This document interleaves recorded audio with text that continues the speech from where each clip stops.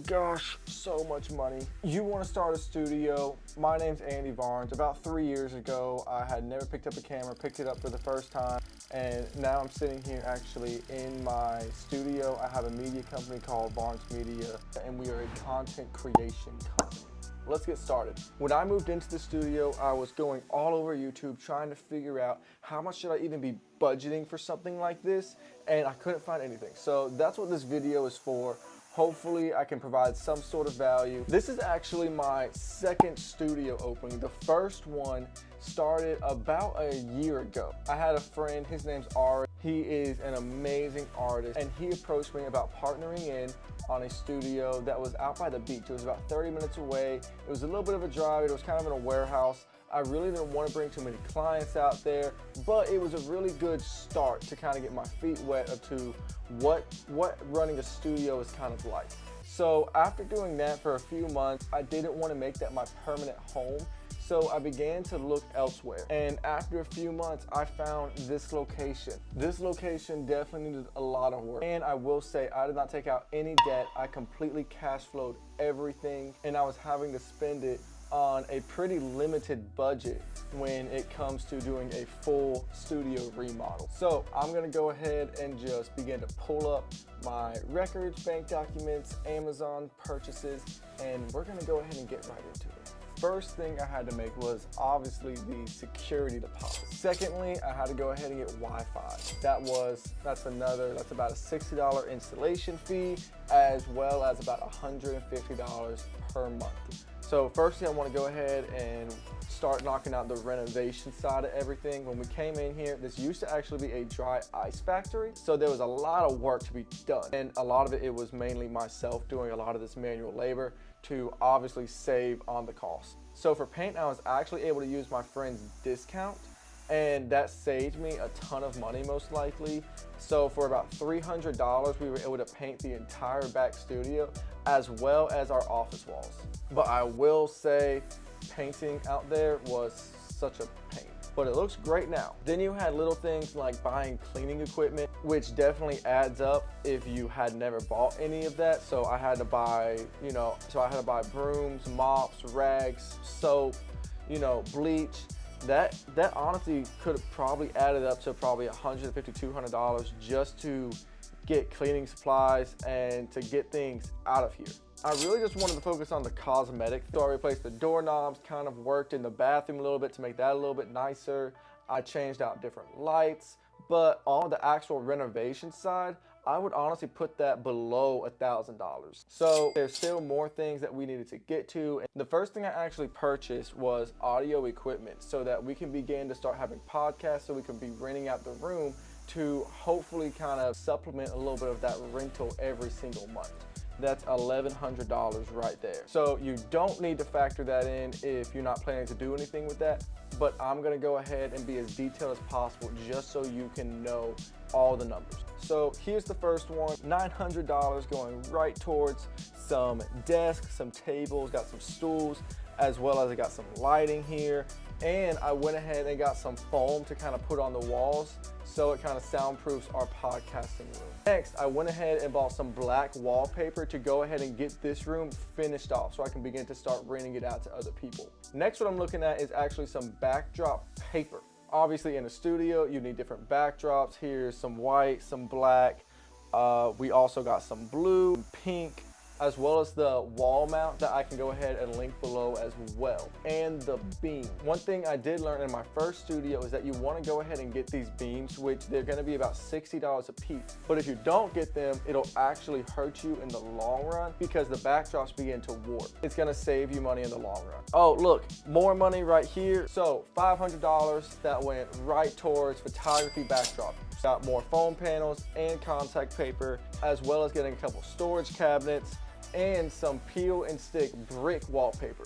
This was a big mistake because the black wallpaper was great because it was all one color and it was super simple. You just put it up there, just put it across, and if it wasn't even, then it's fine because it's all black. But with brick, if you mess up just a little bit, all the bricks aren't going to be even and it's gonna look terrible. Don't buy the brick wallpaper unless you really, really want it. And honestly, I would go ahead and just find like the brick foam boards or something like that instead of trying to do the wallpaper, because that wallpaper was, oh, it was a pain. And actually we completely covered it because it looked so bad. But $750 for this whole purchase right here, between the cabinets, the wallpapers, the foam panels. Next, looks like we got some fun items. You know, got the little clapboard, some monitors, some, you know, sandbags, obviously. There's a lot of really small things that really just add up over time. Next, I'm seeing things like some wood contact paper, which I absolutely loved. That was still kind of difficult to put on, but it was a nice wood finish that we have in the front of the studio, and it looks really, really clean and professional, and I would highly recommend something like that. Ooh, smoke machine, definitely worth it. Little things like this, a Godox battery charger, $52. Like things like that just kind of like hurt my soul. It's like death by 1,000 cuts or swipes, basically. One thing you need to factor into is some wall accessories. So right here, I've got picture frames as well as some record shelves to put my vinyls up onto. Gotta get me a rug, which I had no idea how expensive rugs were. Then I have things like the vanity mirror that we put out in the studio, which were kind of expensive in my opinion. They were like $230 a piece for like, I don't know, a mirror like this size. But they look cool, so I guess they're worth it. And we went ahead and got some room dividers, as well as a bigger rug that we are actually on right now. And I just noticed I'm wearing the same shirt that I have in like 3 videos back. So I like the shirt, you know, go Eagles. I'm looking at $241 that went to live signs, went to shelving, went to more chargers. So we got Amazon out of the way. Next, what I'm looking at is going ahead and getting some furniture. But if you do it wisely, you can save thousands and thousands of dollars. One thing I will say though is don't get the cheapest thing possible, because that's what I started with, and I probably lost a couple $100 literally just getting worthless pieces that I threw away. One thing that was purchased was this table that I'm working on right here for like $100, and everywhere I went for this, I think everything came off of Facebook Marketplace. So things like this table that in stores was probably selling for $400, I got for $100. The sofas in the lobby, they're probably selling for a couple grand for the pair of them. I think I got both of them for $400. The couch behind me, I got for $100, as well as these two kind of lounge chairs for I think $50 for both of them. Another thing was like chairs, which were gonna be between $50 to $100 a piece, depending on which ones I got. Honestly, Walmart, this is actually a Walmart chair that was for like $75 that I love. So Walmart near you, that might be a move. So honestly, I'm gonna put my estimation for furniture around $1,200. All in all, I really think that $10,000 is around the number that I really invested into the studio. I'm estimating a little more because there's probably a couple $100 worth of things that were like miscellaneous. Literally things like pillows, coffee, little plants like these. There was a lot of little stuff that I obviously left out. But $10,000, that's what I can really set everything on, to where that's really kind of the operating capital that I use to get the studio up and running. With that being said though, I still have another renovation that I'm probably gonna do in probably the next 2 to 4 months to really turn this into a top space in Jacksonville. This room is fully finished and it is such an amazing room.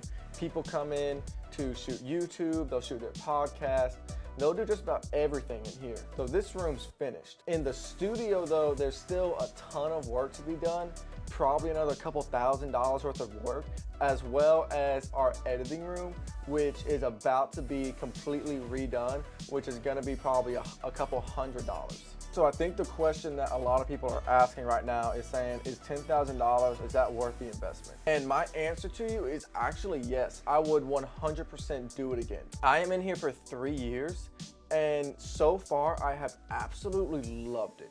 Being able to come in and see my name on the wall of Varnes Media Company is literally a dream come true. And every day I'm so grateful to be in this opportunity. And I honestly see this making its own money within the next couple of months. A good example is the podcast room obviously already being rented out pretty consistently for people to use. Once we get the photography studio completely finished, that will be an amazing space for photographers to come in and use, and that'll obviously be rented out as well.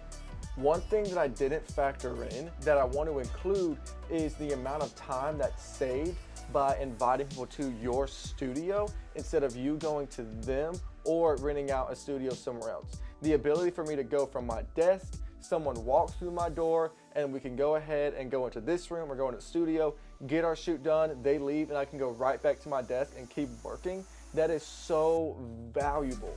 I used to spend probably 2 hours a day traveling from shoot to shoot, as well as lugging all of that equipment. I can keep it here. You're kind of on the fence about if you should go ahead and get a studio or not. What I would recommend is getting a small space, maybe month to month. You're paying a little bit more than usual. See how you like it, and if you really enjoy it and it saves you time and it makes you more money than you had thought, then it might be worth that investment.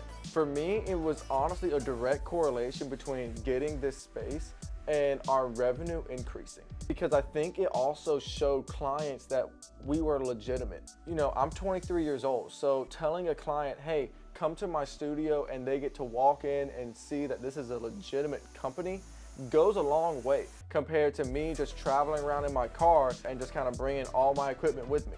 So again, this isn't a blueprint of how to open up a studio or start a studio. This is just kind of my breakdown of what I spent to open my studio. And obviously there's going to be different costs for different people. The big things that I was missing was the actual furniture side, the renovation side, but I had all the equipment side. I had the lighting already, I had the camera equipment already, I had the only thing that I was missing was audio equipment. You might have all that and can save money, and you might have someone that's moving out and will give you all their furniture. I don't know. Or you might be in a better financial situation to say, hey, I want to go ahead and invest 50 grand into this thing and really deck it out and make it one of the best that's in my city. But it's all on you to make that decision. So if you got any sort of value out of this, go ahead, like and subscribe, and I'll see you in the next video.